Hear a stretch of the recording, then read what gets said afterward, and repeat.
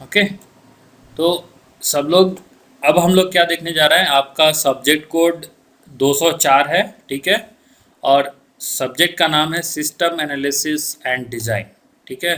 तो हम लोग अब सिस्टम एनालिसिस एंड डिज़ाइन पढ़ेंगे। इस ये अगर देखेंगे तो आप कहेंगे कि ये तो पूरा थ्योरी है, इसमें क्या है। तो ये बहुत चीज़ें, इसको सिस्टम कैसे, ये एनालिसिस क्या, डिज़ाइन होता है कैसे, वर्क होता है, ये सब आपको जानना है। ये नहीं कि हाँ कंप्यूटर कैसे वर्क होता है वो, ये यानी सिस्टम के लाइफ साइकिल के बारे में बताया जाता है। वाटरफॉल मॉडल है। तो कॉन्सेप्ट ऑफ सिस्टम क्या है, characteristic and types of system क्या होता है, सिस्टम डेवलपमेंट का लाइफ साइकिल क्या है, लाइफ साइकिल में आपका वाटर मॉडल क्या होता है, प्रोटोटाइप डेवलपमेंट क्या होती है, सॉफ्टवेयर क्राइसिस क्या होता है, ऑडिट ट्रेल कैसे होता है, role and attribute of system analyst. उसके बाद sources of project request, project selection, ये सब जानना है। फिर से आपको structure analysis, system requirement specification, SRS. तो सिंपल ये मीनिंग समझिए, जैसे आप सब लोग व्हाट्सअप यूज़ करते हैं, ठीक है। तो व्हाट्सअप जो हमको बनेगा तो उसका एक प्रोजेक्ट बनेगा, तो उसका एक सॉफ्टवेयर सिस्टम रिक्वायरमेंट स्पेसिफिकेशन होगा कि इस चीज़ को रन करने के लिए क्या क्या चाहिए, इस चीज़ को बनाने के लिए क्या क्या चाहिए, ठीक है। तो क्या होगा, डेटा फ्लो डायग्राम बनेगा। आप लोग डेटा फ्लो डायग्राम पढ़े हैं, कुछ डेटा फ्लो डायग्राम के बारे में पता है?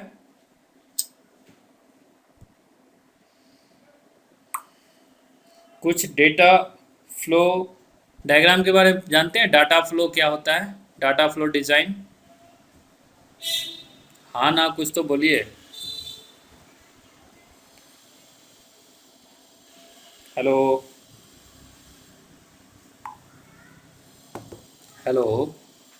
तो डेटा फ्लो में क्या होता है ना कि जैसे जैसे फ्लो, जैसे आप क्या किए, हमने पहले व्हाट्सअप डाउनलोड किए, ठीक है। डाउनलोड करने के अब क्या होता है, पहला स्टेप आपको उसका रजिस्ट्रेशन करना है। तो डेटा पहले पहले लॉगिन या रजिस्ट्रेशन होता है। लॉगिन होने के बाद वो कौन से स्क्रीन पे जाएगा, उसका फ्लो कैसे, यानी एक स्टेप के बाद दूसरा स्टेप वो कैसे जाएगा, वो हम लोग डेटा फ्लो बनाते हैं। तो ये सब चीज़ आपको इसमें जानना है। जैसे जैसे पढ़ते जाएंगे वो हमें पता चल जाएगा कि क्या क्या है इसमें, ठीक है। और ये जो सब्जेक्ट है आपका टोटली थ्योरेटिकल है, ठीक है। तो आपको थोड़ा सा सुनना पड़ेगा और पढ़ लीजिएगा बुक से देख कर कि क्या होता है, और ज़्यादा डिटेल्स में आपको पता चल जाएगा। तो हम लोग चलते हैं अपने सिस्टम एनालिसिस डिज़ाइन पे, ठीक है। तो सिस्टम एनालिसिस एंड डिज़ाइन, इसका ऑब्जेक्टिव क्या है, ठीक है। जब हम ये पढ़ेंगे तो इसका क्या है, क्या जानना है इसमें हमें। तो पहला ये डिफाइन करेगा टर्म, जो सिस्टम, हमने system analysis and design 3 term लिखा। तो इसमें सिस्टम क्या होता है, सिस्टम एनालिसिस क्या है, सिस्टम डिज़ाइन क्या होता है, वो जानना है। टाइप ऑफ सिस्टम क्या होता है वो जानना है। फिर डिस्क्राइब करेगा principal function of the system analyst, मतलब जो सिस्टम एनालिस्ट है उसका रोल क्या है, उसका फंक्शन क्या है। फिर डिस्क्राइब करेंगे कि डेवलपमेंट लाइफ साइकिल के क्या क्या फेज होते हैं। फिर हम लोग डिस्क्राइब करेंगे वेरियस डेटा गैदरिंग एनालिसिस, मतलब डेटा कैसे हम लोग कलेक्ट करेंगे, उसको क्या क्या एनालिसिस टूल्स होता है उसके बारे में जानेंगे। फिर डिस्क्राइब करेंगे selection of system design tools. तो आपके पास बहुत टाइप का डिफरेंट एनालिसिस टूल मिल गया, अब आपको उसमें से सेलेक्ट करना है कौन सा डिजाइन टूल्स आपको सेलेक्ट करना है। फिर आपको कौन सा अप्रोच फॉलो करना है, स्ट्रक्चर एनालिसिस एंड डिज़ाइन, जैसे SLDC, ठीक है। Design to SLDC, SLDC design करने के लिए क्या क्या आप, स्ट्रक्चर एनालिसिस क्या होगा, डिज़ाइन क्या होगा, वो हमें चूज़ करना है। उसके बाद एक्सप्लेन करेंगे role of the maintenance task in the system development life cycle. तो सिस्टम डेवलपमेंट लाइफ साइकिल को मेंटेन करने के लिए, उसके टास्क को मेंटेन करने के लिए क्या क्या रोल होता है उसको भी एक्सप्लेन किया जाएगा। तो ये हमारा एक्चुअली ऑब्जेक्टिव है सिस्टम एनालिसिस एंड डिज़ाइन का। तो हम क्या करेंगे, क्या है सिस्टम एनालिसिस डिजाइन, ये डिफाइन करता है वेरियस टर्म्स को like system, system analysis, system design. We will get to know about the functionality of system analyst, development life cycle, several types of data gathering analysis tools, selecting system design tools and approach to the structure analysis. ये ऐसे आप define कर सकते हैं कि system analysis and design क्या होता है। कंटेंट में इसका हम लोग जो आज देखने जा रहे हैं, हम इसमें हमारा है यही चीज़, पहला कि सिस्टम एनालिसिस एंड डिज़ाइन क्या है, सिस्टम एनालिस्ट क्या होता है, system development life cycle, feasibility analysis, design, development, implementation. तो कोई भी चीज़ जब भी बनता है ना, तो पहले उसको डिज़ाइन किया जाता है, ठीक है, उसके बाद उसका डेवलपमेंट होता है, उसके बाद उसका इम्प्लीमेंटेशन होता है। एग्जाम्पल के तौर में सब लोग, आप लोग फेसबुक यूज करते हैं, व्हाट्सअप, तो सब क्या है, एक एप्लीकेशन है, एक सॉफ्टवेयर है। तो जब भी सॉफ्टवेयर बनेगा, कोई भी सॉफ्टवेयर बनेगा, तो सॉफ्टवेयर बनाने से पहले उसका डिज़ाइन बनाया जाता है, ठीक है। डिज़ाइन जब रेडी हो जाता है, उसके बाद उसका डेवलपमेंट शुरू होगा कि हाँ इस हमने कैसे उसको डेवलप करना है। जब डेवलप बन के रेडी हो जाएगा, तब जाके इम्प्लीमेंटेशन होगा, मतलब उसको हम कैसे इम्प्लीमेंट यानी रन करना है, चेक करना है, एरर है क्या है, ये सब चीज़ होता है बाय स्टेप, ठीक है। तो पहला चलिए हम लोग देखते हैं कि सिस्टम एनालिसिस डिज़ाइन क्या है, व्हाट इज़ इट, ठीक है। तो first we will define the system, उसके बाद हम लोग डिफाइन करेंगे सिस्टम एनालिसिस को, उसके बाद सिस्टम डिज़ाइन को भी डिफाइन करेंगे। तो पहला है हमारा सिस्टम। सिस्टम क्या है? A set of detailed methods, procedures and routines established or formulation to carry out a specific activity, perform a duty or solve a problem. तो सिस्टम हमारा क्या है? ये सेट ऑफ डिटेल मेथड्स है। Methods का मतलब क्या होता है, आप समझिए, मेथड का मतलब तरीका। ये एक डिटेल बहुत सारा विस्तृत तरीका है, सेट ऑफ यानी बहुत सारे विस्तृत तरीका है। प्रोसीजर, प्रोसीजर क्या होता है, मतलब स्टेप बाय स्टेप मेथड, ठीक है। तो स्टेप बाय स्टेप प्रोसीजर है। रूटीन है जो कि क्या करता है, फॉर्मुलेट करता है। क्या फॉर्मुलेट करता है कि कोई भी एक्टिविटी कैसे परफॉर्म करना है या कोई भी प्रॉब्लम कैसे सॉल्व होगा, उस चीज़ को करने के लिए हमें सिस्टम की ज़रूरत होती है। तो जैसे आप लोग सी प्रोग्रामिंग पर हैं, डेटा स्ट्रक्चर पर है ना, C programming with data structure, तो उसमें एल्गोरिदम पर है। एल्गोरिदम कैसे लिखना है, फर्स्ट सेमेस्टर में शायद पढ़े होंगे, पढ़े हैं कि नहीं, एल्गोरिदम कैसे लिखना है? नहीं पढ़े हैं तो एल्गोरिदम, हाँ फर्स्ट सेमेस्टर में ही बोल रहे हैं। तो क्या होता है एल्गोरिदम? सिस्टम क्या है, एक वो स्टेप बाय स्टेप तरीका है जिसमें हमको किसी चीज़ को प्रॉब्लम सॉल्व करने के लिए स्पेसिफिक एक्टिविटी किया जाता है, स्पेसिफिक ऑपरेशन होता है, तो जाके हमारा वो पर्टिकुलर ऑपरेशन कंप्लीट होता है। ठीक उसी तरह यहाँ पे भी है, सेम चीज़ है। तो सिस्टम क्या है, a set of detailed method, procedure and routine established. क्या किया, मेथड, प्रोसीजर, रूटीन, ये तीनों मिलकर इस्टेब्लिश किया या इस्टेब्लिश करेगा, या उसको बोलेंगे कि फॉर्मुलेशन टू कैरी आउट, या फॉर्मुलेट करेगा, बनाएगा to carry out specific activity, कुछ स्पेसिफिक कोई पार्टिकुलर एक्टिविटी परफॉर्म करने के लिए, एक्टिविटी काम करने के लिए, वो स्पेसिफिक एक्टिविटी या परफॉर्म ए ड्यूटी या सॉल्व ए प्रॉब्लम। तो ये तीनों में से किसी चीज़ को करने के लिए वो चीज़ हमारा कहलाता है सिस्टम, ठीक है। सिस्टम एनालिसिस क्या होता है? सिस्टम एनालिसिस क्या है, ये the dissection of system into component pieces to study how those component pieces interact and work. मतलब क्या हुआ कि जो भी सिस्टम है उसको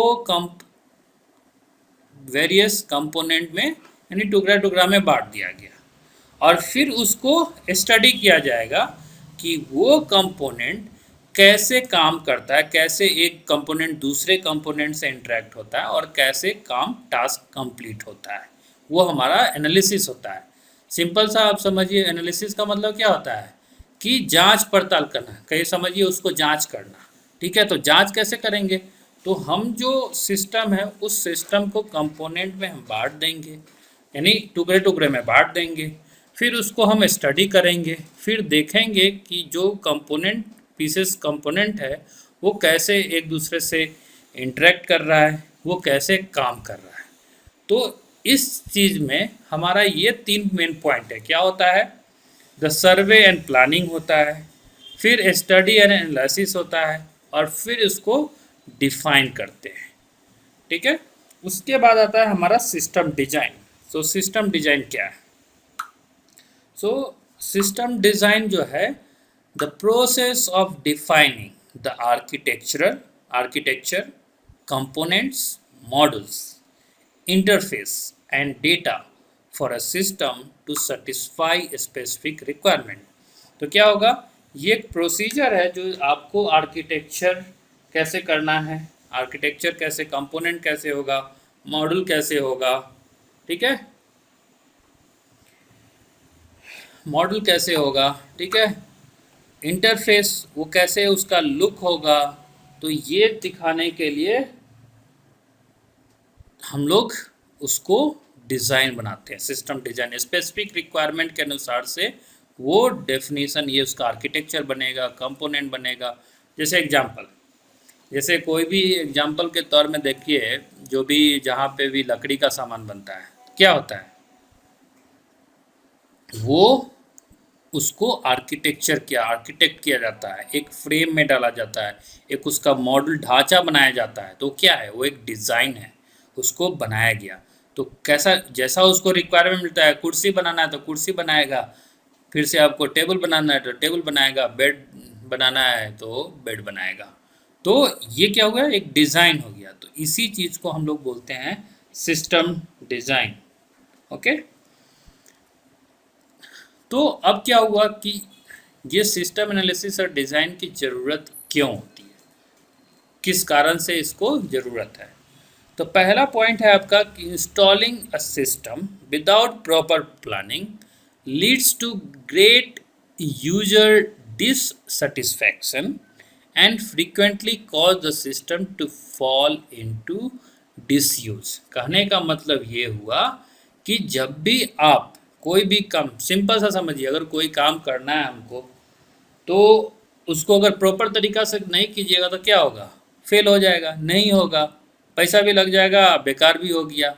तो ठीक यहाँ पे भी यही कहा जाता है कि कोई भी सिस्टम अगर इंस्टॉल करना है तो अगर उसका हम प्रॉपर प्लानिंग नहीं करते हैं, ठीक है, तो क्या होगा, यूजर्स को सेटिस्फैक्शन नहीं मिलेगा। जो भी यूजर्स यूज करेगा बोलेगा ना ये ठीक नहीं है, और क्या होगा, लोग यूज़ करना उसको बंद कर देंगे। तो ये हमारा पहला नीड है, इसलिए हमें वैसा सिस्टम बनाना है जो कि सब लोग उससे सेटिस्फाई हो और वो यूज हो। दूसरा, lends structure to the analysis and design of information system. तो हमको क्या करना है, स्ट्रक्चर होना चाहिए, उसका प्रॉपर स्ट्रक्चर होना चाहिए, उसका इंफॉर्मेशन, उस डिज़ाइन ऑफ इंफॉर्मेशन, उस सिस्टम का इंफॉर्मेशन कंप्लीट होना चाहिए, वो ज़रूरी है। Next, a series of processes systematically undertaken to improve a business through the use of computerized information system। मतलब क्या हुआ कि जो सीरीज ऑफ प्रोसेस है, जितना भी प्रोसेस हम कर रहे हैं वो सिस्टमेटिकली होते रहना चाहिए, और उसको इम्प्रूव भी करना है कि अगर कल के डेट में हमको इसको इम्प्रूव करना है तो वो भी हो सके। तो इसीलिए इस हमको ज़रूरत होता है सिस्टम एनालिसिस एंड डिज़ाइन का। आप देखते होंगे, एग्जांपल एक और बताते हैं, जैसे आप व्हाट्सअप इंस्टॉल कर लिए, आप देखिएगा कि आएगा व्हाट्सअप अपडेट करने के लिए। क्यों अपडेट करने के लिए आता है, क्योंकि उसका जो प्रोसेस है उसको अपडेट किया गया, उसको इम्प्रूव किया गया है। तो क्या करना है आपको, उसको अपडेट करना है। ठीक उसी तरह यहाँ पे भी इसको इम्प्रूव, बिजनेस को इम्प्रूव करने के लिए हम लोगों को ये सिस्टम एनालिसिस एंड डिज़ाइन की ज़रूरत होती है। ठीक है। उसके बाद रोल ऑफ सिस्टम एनालिस्ट। जो सिस्टम एनालिस्ट कौन होता है, उसका रोल क्या है? तो analyst plays a key role in information system development project. तो एनालिस्ट क्या होगा? एनालिस्ट का मतलब कोई आदमी है, ठीक है, जो मेन रोल प्ले करता है ये इसको डेवलपमेंट करने में, इस प्रोजेक्ट को डेवलपमेंट करने में। जैसे कोई भी एग्जांपल, कहीं का एग्जांपल ले लीजिए, जो लकड़ी का काम करता है तो क्या है वो वहाँ पे, उसके लिए वो एनालिस्ट है कि हाँ हमारा जो टेबल बनेगा उसको कैसे हम एकदम अच्छा से बनाएं, उसको क्या क्या तरीका करना है वो उसको एनालाइज करता है। वो बताता है कि हाँ ये ठीक तरीका है, वो उसको ऐसे काटो, इसको इतना बाय इतना का काटना है, इतना बाय इतना का यहाँ लगाना है। तो वो क्या हुआ, वो एनालिस्ट कहलाता है। तो ठीक उसी तरह हमारे यहाँ सिस्टम में भी एनालिस्ट होता है जो सिस्टम डेवलपमेंट में वो हेल्प करता है। उसके बाद must understand how to apply technology to solve the business problem. उसके पास ये भी नॉलेज होनी चाहिए, आप उसको ऐसे कहिए, नॉलेज उसके पास ये नहीं चाहिए कि वो कौन सा टेक्नोलॉजी अप्लाई करे, कि अगर कोई बिजनेस प्रॉब्लम है उसको सॉल्व कैसे किया जाए, ये टेक्निक्स उसके पास आना चाहिए। थोड़ी सी लॉजिकल होना चाहिए कि वो उस चीज़ को, टेक्निकल प्रॉब्लम को सॉल्व कर सके। उसके बाद क्या है, analyst may serve as changes agent who identify the organization improvement. ठीक है। तो क्या है, क्या हमने बताया कि जब वो काम सही से करेगा, उसका काम जब सही से होगा, जब बिजनेस प्रॉब्लम रिजॉल्व होगा, तो क्या होगा, फाइनली ऑर्गेनाइजेशन का इम्प्रूवमेंट होता है, ऑर्गेनाइजेशन का काम बढ़ता है। ठीक है। तो इसलिए ये सिस्टम एनालिस्ट की रोल की ज़रूरत होती है। क्वालिटीज ऑफ सिस्टम एनालिस्ट, तो उसके पास क्या क्या गुण होना चाहिए सिस्टम एनालिस्ट के पास? उसके पास प्रॉब्लम सॉल्वर टेक्निक्स, यानी वो प्रॉब्लम सॉल्व करने का उसको आना चाहिए। कम्युनिकेटर, वो मतलब कम्युनिकेट कर सके, अगर कोई प्रोजेक्ट बना रहा है, किसी कंपनी से बात करना है तो वो उससे कंपनी से बात करे। जो उसके टीम में है लोग, वो काम कर रहे हैं तो उसके साथ होना चाहिए। तो ये हो जाता है communicator. Strong personal and professional ethics. ठीक है, मतलब वो स्ट्रॉन्ग पर्सनल होना चाहिए। प्रोफेशनल इथिक्स मतलब ये काम, सिंपल सा समझिए इसका मतलब कि काम के प्रति उसका अपना एक वफादारी होना चाहिए, एक डिसिप्लिन होना चाहिए। वो बंदा खुद मोटिवेट होना चाहिए कि हाँ हमको काम कंप्लीट करना है, हमको सही तरीक़ा से करना है। इसीलिए सब क्वालिटी होना चाहिए एक सिस्टम एनालिस्ट में। अब सिस्टम एनालिस्ट जो है रिकमेंडेड करेगा क्या, design and maintain many types of system for users. So वो कैसे होगा, तो आप देखिएगा यहाँ पे एक्चुअली 4 लेवल्स ऑफ एनालिसिस होता है। पहला है ऑपरेशनल लेवल पे, ठीक है। उसके बाद है आपका नॉलेज लेवल, उसके बाद हायर लेवल, फिर स्ट्रेटेजिक लेवल है। तो ऑपरेशनल लेवल पे क्या है, ऑपरेशनल लेवल पे होता है ट्रांजैक्शनल प्रोसेसिंग सिस्टम, मतलब जो जो ट्रांजैक्शन होना है, जो जो प्रोसेस होना है पहले वो होगा। उसके बाद जब वो रेडी हो गया, मतलब हमने डॉक्यूमेंट, ऑपरेशन, सब चीज़ क्या करना है वो लेवल हम सब रेडी कर लिए। उसके बाद वो जाएगा नॉलेज लेवल पे। नॉलेज लेवल में क्या होगा, knowledgeable work system, office automation system. So ये क्या होगा, उसका टोटल जो वर्क सिस्टम होगा वो चीज़ यहाँ पे चेक किया जाएगा। उसके बाद क्या, हायर लेवल पे, हायर लेवल पे उसका एक्सपर्ट सिस्टम होता है, डिसीजन सपोर्ट सिस्टम होता है, मैनेजमेंट इंफॉर्मेशन सिस्टम होती है। तो एक्सपर्ट सिस्टम, अगर कोई प्रॉब्लम है उस चीज़ को सॉल्व करने के लिए, decision support system automatically some decision लेने के लिए, MIS हो गया, मैनेजमेंट इंफॉर्मेशन सिस्टम, उसको मैनेज करने के लिए सारा चीज़ इस लेवल पे आएगा। नेक्स्ट लेवल पे आएगा आपका स्ट्रेटेजिक, मतलब प्लानिंग पूरा, कि ESS, GD, SS, ये स्ट्रेटेजिक लेवल होता है। तो क्या हुआ, ये system analyst may involve with any or all of this systems at each organization level. तो किसी भी ऑर्गेनाइजेशन में जो सिस्टम एनालिस्ट होगा, ये या तो एक या तो ये सारे सिस्टम को, ये प्रोसेस को ये ज़रूर फॉलो करेगा, अगर नहीं फॉलो करेगा तो उसका जो ऑर्गेनाइजेशनल लेवल है वो डाउन हो जाएगा, प्रोडक्ट अच्छा नहीं बनेगा, फिर लोग कम यूज करेंगे, फिर ऑर्गेनाइजेशन फाइनली बंद हो जाएगा। ठीक है, तो ऑपरेशनल लेवल पे क्या होता है एक्चुअली? तो ऑपरेशनल लेवल पे पहले हम आपको बताएं क्या कि ट्रांजैक्शनल प्रोसेसिंग सिस्टम क्या है। ट्रांजैक्शनल प्रोसेसिंग सिस्टम मतलब it is the process of large amount of data for routine business transaction.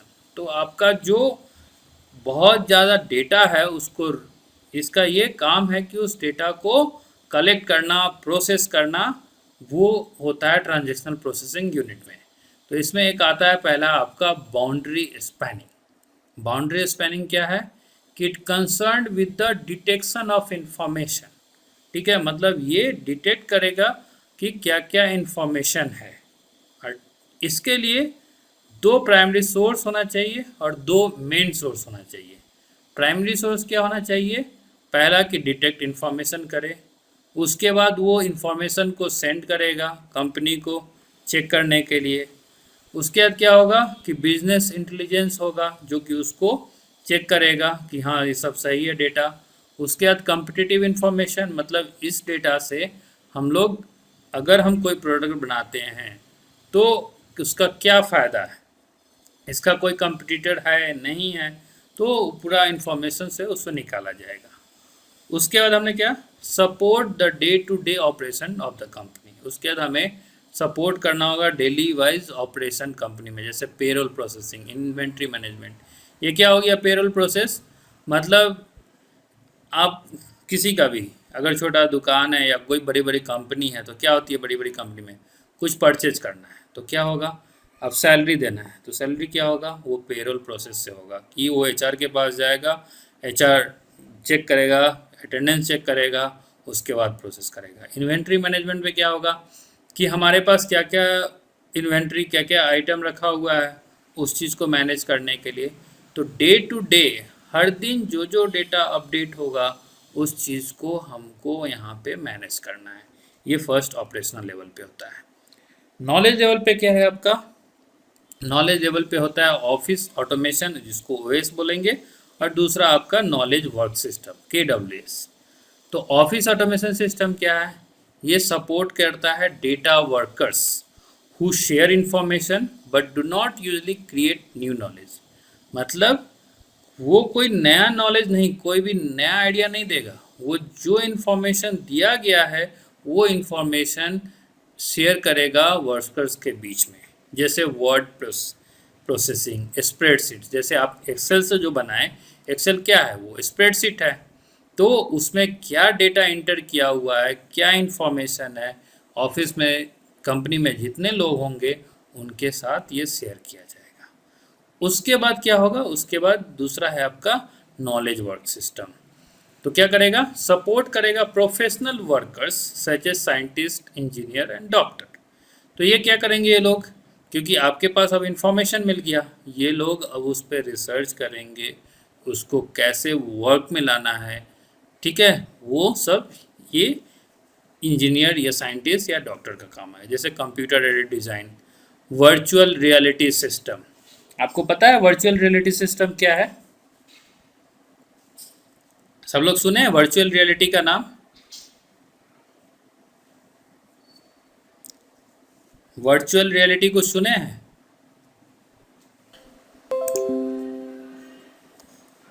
ठीक है, उसके बाद हायर लेवल में क्या आता है आपका, हायर लेवल में है मैनेजमेंट इंफॉर्मेशन, MIS। मतलब जो डेटा वर्कर्स को जो इन्फॉर्मेशन शेयर किया गया था वो इन्फॉर्मेशन सिर्फ उन लोगों को शेयर किया जाएगा, वो लोग क्रिएट कोई नया नॉलेज क्रिएट नहीं करेगा। जैसे आप लोगों को हमने क्या दे दिया, हमने आपको एक टास्क दे दिया कि एस्से लिखना है वैशाली पे, या एस्से लिखना है आपको काऊ पे। तो काऊ पे जो इन्फॉर्मेशन है वो तो सेम रहेगा, कोई कोई थोड़े कहेगा कि काऊ हैज 2 लेग। काऊ के पास क्या को लेग होता है? गाय के पास क्या को पैर? हाँ, तो कभी ये कभी 6 गो होगा या कभी 2 गो होगा? नहीं तो जब वो अच्छा, खारा खड़ा हो जाएगा दो तब। हो अच्छा, जाएगा। जबरदस्ती आप ही पकड़ के खड़ा होइएगा, उसके बाद पता चल जाएगा। हमारा हाँ तो ठीक एक है, तो क्या हो गया कि इंफॉर्मेशन तो फिक्स हो गया कि गाय के पास 4 पैर होगा, ये कोई चेंज नहीं कर सकता है। तो ठीक उसी तरह एमआईएस में क्या होगा, मैनेजमेंट इंफॉर्मेशन सिस्टम में, कि जो भी इंफॉर्मेशन दिया गया है, शेयर किया गया है वर्कर को, वो सिर्फ वही यूज करेगा, उसके अलावा कोई नया क्रिएट नहीं कर सकता है। तो उसमें हम वर्ड फाइल में पूरा डाटा दे दिए, स्प्रेडशीट में हम पूरा एंट्री दे दिए कि क्या क्या स्पेसिफिकेशन, अगर टेबल बनाना है तो हम इंफॉर्मेशन दे दिए, टेबल का साइज ये होगा, हाइट ये होगा, डेप्थ ये होगा, विड्थ ये होगा, चौड़ाई ये होगा, मोटाई इतना होगा, ये सब दे दिए। तो ये सब चीज़ उसमें मेंशन किया रहेगा, ठीक है। तो वो होता है एमआईएस, मैनेजमेंट इंफॉर्मेशन सिस्टम। उसमें बहुत सारा इंफॉर्मेशन रहेगा, आपका मेल हो गया, communication through voice mail, email, video, जैसे उससे कम्युनिकेट करना है डेटा वर्कर से वो कर सकता है। उसके बाद होता है आपका डिसीजन सपोर्ट सिस्टम। डिसीजन का मतलब क्या हुआ कि मतलब मेरे पास एक सिस्टम बना हुआ है, अगर कोई प्रॉब्लम हुआ, ठीक है, या मान लेते हैं सपोज कीजिए कि हमको पता है, हमने डेटा डाल दिया कि पिछले 4 साल में हमारा बिजनेस डाउन है, तो हमको चाहिए कि मेरा वो ऑटोमेटिकली ये डिटेक्ट करे कि क्या डिसीजन लेना चाहिए, कि हमें प्रोडक्शन ज़्यादा करना चाहिए या नहीं चाहिए। जब इस टाइप का होगा तो ये चीज़ हमारा डिसीजन सपोर्ट सिस्टम बताता है। इसलिए लिखा गया it's decision maker in the making of decision. वो डिसीजन लेगा कि हाँ क्या करना है, वो सारा डिसीजन प्लानिंग दे देगा, ठीक है, बजट दे देगा। उसके बाद ये जाएगा आपका एक्सपर्ट सिस्टम में। एक्सपर्ट सिस्टम क्या करेगा, जो नॉलेज दिया गया है उसको कैप्चर करेगा और सॉल्व करेगा। तो हमने क्या आपको बताया कि डिसीजन सपोर्ट सिस्टम में जो डिसीजन लिया गया वो उसको मैच करेगा प्रीवियस रिकॉर्ड से, और फिर उसके बाद से ये हमें बताएगा कि नहीं ये सही है या ये सही है, ये गलत है या ये गलत है, हमें इतना इन्वेस्ट करना चाहिए या इससे कम करना चाहिए। तो ये होता है एक्चुअली एक्सपर्ट सिस्टम का काम, ठीक है। तो वो बहुत सारे सॉफ्टवेयर भी ऑटोमेटिकली यूज होते हैं जिसका एक्सपर्ट डिसीजन दिया जाता है। जैसे आप कभी किसी वेबसाइट पे ऑटोमेटिकली चैटबॉट आता है, मतलब आपकी रिप्लाई कीजिएगा हेलो तो अपने आप आएगा hi how can I help you. उसके बाद आपको प्लीज़ सेलेक्ट दिस, सेलेक्ट कीजिएगा तो फिर अपने आप अगला ऑप्शन आ जाएगा। तो वो क्या होता है एक्चुअली, वो ऑल आर्टिफिशियल इंटेलिजेंस यूज़ किया जाता है, आर्टिफिशियल इंटेलिजेंस, जिसके कारण से वो ऑटोमेटिकली डिसीजन देता है कि हाँ आपका जो डेटा दिया गया उस डेटा पे हमारा ये इन्फॉर्मेशन आएगा, ये रिकमेंड किया जाता है आपको। वो होता है एक्सपर्ट सिस्टम। स्ट्रेटेजिक लेवल पे क्या होता है, एग्जीक्यूटिव सपोर्ट सिस्टम। तो एग्जीक्यूटिव सपोर्ट सिस्टम में क्या होगा कि helps executive to make unstructured strategic decision in the informed way. मतलब कि ये हेल्प करेगा एग्जीक्यूटिव्स को कि जो भी अनस्ट्रक्चर्ड स्ट्रेटेजिक है, डिसीजन है, उसको एक सही तरीका में डालने में, ठीक है। उसके बाद है group decision support system. Group decision support system में क्या होगा कि जो लोग उस टीम में इन्वॉल्व है, अगर कोई चीज़ का डिसीजन लेना है तो वो सब मिलकर एक डिसीजन निकालेंगे और फिर उसको इंटरेक्ट इंफॉर्मेशन शेयर करेंगे। अगला है computer supported collaborative work system, मतलब कि इसको हम शॉर्ट फॉर्म में CSCWS लिखेंगे। ये क्या होगा, ये बहुत जनरल टर्म है, या GDSS कह सकते हो। इसका क्या है कि इट में include software support called groupware for the team collaboration via network computer, like video conferencing, survey system, ठीक है। मतलब क्या होगा कि हमको कोई इन्फॉर्मेशन चाहिए तो हमको क्या करना है, जैसे हम लोग अभी क्या कर रहे हैं, वीडियो कॉन्फ्रेंसिंग कर रहे हैं ना, क्लास ले रहे हैं। तो वीडियो कॉन्फ्रेंसिंग किए, क्या क्या प्रॉब्लम है, क्या क्या इन्फॉर्मेशन चाहिए, वो हम इन्फॉर्मेशन गैदर करके यहाँ पे इसको दिए। ये चीज़ हमारा हुआ ये CSCWS। कोई क्वेश्चन है तो पूछिए, 1 मिनट।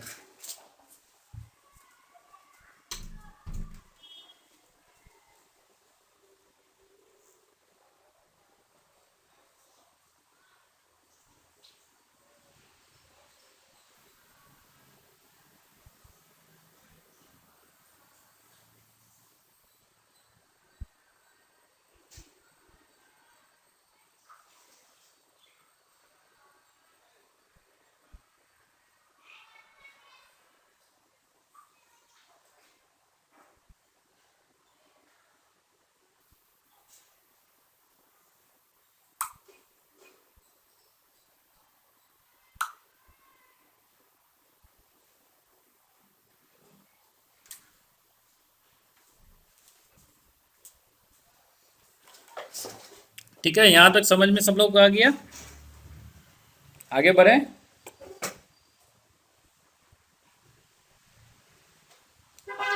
आगे बढ़े। ओके सर, बढ़िए। ठीक है, ओके सर, अब बढ़िए। क्या है, integrating new technology into traditional system. मतलब हमारा जो नया टेक्नोलॉजी है उसको हमें ट्रेडिशनल सिस्टम का मतलब क्या हो गया, ओल्ड मेथड, जैसे जो पुराना हमारा पद्धति है उसमें हम लोग आज के नए टेक्नोलॉजी को हम लोग कैसे इंटीग्रेट करेंगे, वो हमारा यहाँ पे आएगा। जैसे हम लोग पहले क्या करते थे, बिजनेस। तो बिजनेस कैसे करते हैं, अभी भी हम लोग दुकान पे जाता है, या अब तो चेंज हो गया ना, लेकिन फिर भी क्या होता था पहले के ज़माने में, अगर आपको कुछ खरीदना है तो आप जाइए वहाँ से खरीद के लेके आइए, पैसा दीजिए। अब क्या हो गया है, सारा चीज़ ऑनलाइन है, आप ऑनलाइन खरीद सकते हैं। तो वही चीज़ है, पहला आपका है e commerce and web system. मतलब आप वेब के थ्रू आप जो भी कुछ खरीद परचेज करना है वो खरीद बिक्री आप कर सकते हैं ऑनलाइन के थ्रू ही, वेब के थ्रू। उसके बाद होता है हमारा enterprise resource planning system, ERP इसको बोलते हैं। ईआरपी सब कंपनी सब ईआरपी सॉफ्टवेयर यूज करता है, यानी पूरा ऑटोमेटिक्स करने के लिए कि हाँ लोगों का अटेंडेंस, प्रोजेक्ट का काम, उसको पैसा सैलरी देना, ये सारा चीज़ इसमें आ जाता है। बहुत बड़ा चीज़ है ईआरपी। उसके बाद होता है वायरलेस सिस्टम, मतलब कहीं कनेक्ट करना है, हम लोग क्या किया, अभी लैपटॉप को कनेक्ट करना है मोबाइल से तो वायरलेस कर लेते हैं। बहुत सारा ओपन सोर्स सॉफ्टवेयर है, मतलब अगर आप देखिएगा तो माइक्रोसॉफ्ट का क्या है, लाइसेंसिंग सॉफ्टवेयर है, आपको पैसा पे करना पड़ेगा। तो बहुत सारा ओपन, अब वीएलसी प्लेयर आप यूज करते हैं, क्या हुआ, वो एक एप्लीकेशन है, सॉफ्टवेयर, वो सॉफ्टवेयर भी है, लेकिन ओपन सोर्स सॉफ्टवेयर का कहने का मतलब क्या होता है कि उसके कोडिंग में आप चेंज कर सकते हैं और आप उसको अपने नाम पे पब्लिश कर सकते हैं, वो होता है ओपन सोर्स। ठीक है, उसके बाद होता है need for system analysis and design. अगर आपको ज़रूरत है सिस्टम एनालिसिस डिज़ाइन का तो आप यूज़ उसको कर सकते हैं। ये चीज़ हो गया इंटीग्रेट हम लोग किए न्यू टेक्नोलॉजी को। तो क्या होगा, अब system analyst need to be aware that integrating technology affect all types of system. तो हमने अभी जस्ट देखा था अपना सिस्टम, तो क्या होगा जैसे हम इंटीग्रेट करेंगे अपना ट्रेडिशनल सिस्टम पे, तो ऑटोमेटिकली ये क्या होना चाहिए, सिस्टम एनालिस्ट को पता होना चाहिए कि कहाँ पे इंटीग्रेशन हो रहा है टेक्नोलॉजीज़ का। तो अगर आप देखिएगा तो पहला जो सबसे लोएस्ट था उसको हम लोग क्या किए, पहला और दूसरा दोनों लेवल में e commerce and web system से कनेक्ट कर दिए। दूसरा और तीसरा कनेक्ट हो गया आपका ईआरपी सिस्टम से, क्योंकि ईआरपी सिस्टम में एक्सपर्ट सिस्टम रहेगा, डिसीजन सपोर्ट, बहुत कमेटी होगा, बहुत लोग होंगे, आइडिया देंगे, तो ये ईआरपी सिस्टम में हो गया। और उसके बाद क्या हो गया, वायरलेस सिस्टम। सो वायरलेस वेब कॉन्फ्रेंस करना है तो ऑब्वियसली कोई एक बैठा हुआ है अमेरिका में, कोई बैठा हुआ है कहीं, कोई बैठा हुआ है बिहार में, कोई बैठा हुआ है बेंगलोर में, तो एक दूसरे से कनेक्ट करके उसको इन्फॉर्मेशन शेयर किया जाता है। वो कैसे होगा, वो वायरलेस सिस्टम के थ्रू होगा। तो सिस्टम एनालिस्ट को इसके बारे में जानकारी होनी चाहिए कि कैसे वो सारे सिस्टम में इंटीग्रेट होगा। उसके बाद आपका e commerce and web system क्या है, ई कॉमर्स क्या होता है आप लोगों को पता है, ई कॉमर्स क्या होता है, ई कॉमर्स पता है,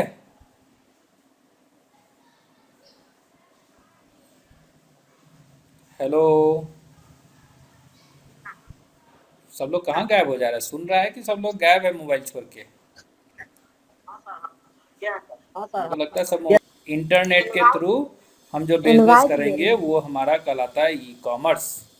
ठीक है, तो इसका फायदा क्या है, ये दुकान चौबीसों घंटा खुला रहता है, हम लोग दुकान खोलते, हाँ बोलिए, यस सर, खुला रहता है 24 घंटा। खुला रहता चौबीसों है घंटा ही 24 खुला रहता घंटा, है, वही हम लोग बोल। दुकान बाजार में खुला रहता है। तो सवेर में 6 बजे से खुलेगा, ज़्यादा से ज़्यादा कोई खोले रखेगा तो रात में 10 बजे तक, 11 बजे तक, उसके बाद तो सब बंद कर देता है। हाँ सर, वो तो नहीं बंद होता है। हाँ हाँ, सर, वो लेकिन नहीं ये बंद तो होता बंद है नहीं सर। होता है, ये तो चौबीसों घंटा चलते रहता है। ठीक है, यूजर्स को पता रहता है कि सर्विस कौन सा अवेलेबल है, क्या प्रोडक्ट है, सब चीज़ हम लोग वहाँ पे देख सकते हैं। तो हम लोग अवेयरनेस भी क्रिएट कर सकते हैं कि हाँ ऐसे ऑनलाइन होता है। ठीक है। अब इम्प्रूव क्या होगा, usefulness and usability of interface design. तो उसको कैसे यूज़ करना है, उस सिस्टम को कैसे वहाँ पे परचेज करना है, वो सब चीज़ यहाँ पे आप सीख सकते हैं। और ऑलरेडी सबको पता है कि कैसे हमें ई कॉमर्स पे, वेब सिस्टम पे कैसे हम लोग ऑनलाइन कोई भी चीज़ खरीदते हैं। तो ये चीज़ आपका हो गया ई कॉमर्स। और इसमें फ़ायदा क्या है कि कहीं का सामान ईजिली हमको अवेलेबल हो जाता है। ठीक है, बिना कोई टाइम जोन देखे हुए। अब हमको अमेरिका से भी कुछ मंगाना है तो हम ऑनलाइन ऑर्डर करेंगे तो वो भी आ जाएगा, लेकिन वही उस पर फिर टैक्सेस चार्जेस हो जाता है। तो एक लोकेशन से दूसरे लोकेशन का, अब हम कुछ खरीदना है कपड़ा तो हमको क्या करना पड़ेगा, जाएंगे लालगंज बाज़ार में, लालगंज बाज़ार में जाएंगे, जाके वहाँ से खरीदेंगे। अब किसी को नहीं कि हमको दिल्ली वाला चाहिए तो कैसे होगा, तो दिल्ली तो जा तो नहीं सकते हैं, तो फिर ऑनलाइन जाएंगे, ऑनलाइन से खरीद लेंगे। तो ऐसे चीज़ होता है। उसके बाद आपका अगला होता है जो हम लोग बताए थे, enterprise resource planning system, ERP. ERP क्या होता है ना, it's perform integration of many information system existing on different management levels and with in different function. तो ये दो कंपनी है, एसएपी इसको बोलते हैं और ओरेकल, ये दो कंपनी जो है ये दोनों इंटरप्राइज ईआरपी बनाती है। तो उसमें क्या होता है ना, बहुत सारा मैनेजमेंट लेवल है। जैसे कोई अगर कंपनी ज्वाइन किया, तब ज्वाइन करेगा तो उसके ज्वाइनिंग का प्रोसेस वो करना, उसकी उसका आईडी बनाना, उसका इनरोलमेंट सब चीज़ की, जहाँ जहाँ उसका गेट पास बनाना, वो सब इसमें रहता है। उसके बाद वो डेली आएगा तो उसका डेली का हिस्ट्री रहेगा, कितने बजे आया, कितने बजे गया। उसके बाद जो उसको प्रोजेक्ट असाइन किया जाएगा, वो प्रोजेक्ट का कितना % कंप्लीशन हुआ है, सारा चीज़ उसको अपडेट करना पड़ेगा। जितने दिन आया उसके दिन का सैलरी पे हुआ तो उसके लिए वो भी डिटेल्स वहाँ पे इंटर करेगा। तो ये सारा चीज़ हम लोग वहाँ पे डाल सकते हैं, वो होता है हमारा ईआरपी। ये बड़े बड़े कंपनी में यूज होता है, और मेन एसएपी जो है बहुत बड़ा कंपनी है जो ईआरपी सिस्टम देती है। उसके बाद वायरलेस सिस्टम क्या हो गया, वायरलेस सिस्टम का सिंपल मतलब हो गया कि हम लोग एक से दूसरे जगह एक नेटवर्क के थ्रू, बिना वायर, मतलब वायरलेस, हम लोग आपके पास जस्ट नेस्ट इंटरनेट वहाँ कनेक्ट किए, हम इंटरनेट यहाँ कनेक्ट किए, हम लोगों के बीच में कम्युनिकेशन हो रहा है, तो वो हो जाता है वायरलेस सिस्टम। तो इसलिए यहाँ पे लिखा गया example, Microsoft new software based on Bayesian statistic. कुछ एक सॉफ्टवेयर है जो कि बेसियन स्टैटिस्टिक वो क्रिएट करता है। ठीक है, wireless communication referred as M commerce, मतलब मोबाइल कॉमर्स। सो हम लोग कनेक्ट हो जाते हैं मोबाइल कॉमर्स के थ्रू, वहाँ पे video chat, voice chat, email, सारा ये इंटरेक्शन इंट्रानेट और एक्स्ट्रानेट के थ्रू होता है। आप लोग को पता है इंट्रानेट एक्स्ट्रानेट क्या होता है? कंप्यूटर नेटवर्क, कंप्यूटर का आइडिया पता है? अभी नहीं पढ़े होंगे, ठीक है, इसको बाद में बताएंगे फिर। ठीक है, उसके बाद जैसे बोले हम ओपन सोर्स सॉफ्टवेयर, तो क्या है, ये एक अल्टरनेटिव है ट्रेडिशनल सॉफ्टवेयर डेवलपमेंट का, जहाँ पे where property code is hidden from the user. तो जहाँ पे हिडन रहता है कि कौन सा उसका मालिक है। ठीक है, open software is free to distribute, share and modify. ये फ्री है, आप इसको किसी से भी ले सकते हैं, आप उसको मॉडिफाई कर सकते हैं, फिर किसी को दे सकते हैं, ये चीज़ हो कर सकते हैं आप। और फिर ये simply the process of creating new software. तो क्या है, ओपन सोर्स सॉफ्टवेयर यूज़ करके आप उसके हेल्प के थ्रू आप कोई नया सॉफ्टवेयर भी बना सकते हैं। तो जैसे आपका लिनक्स ऑपरेटिंग सिस्टम है, लिनक्स का नाम सुने हैं आप लोग? लिनक्स ऑपरेटिंग सिस्टम सर सुने हैं। सुने हैं ना? सर, हम सुने लोग हैं। यूज़ करते हैं विंडोज़।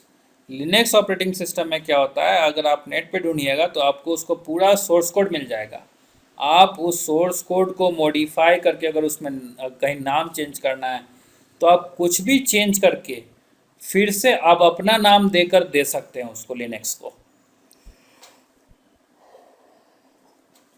तो ये हो जाता है लिनक्स ऑपरेटिंग। उसी तरह अपेची वेब सर्वर होता है, मोजिला का फायरफॉक्स वेब ब्राउज़र है वो है।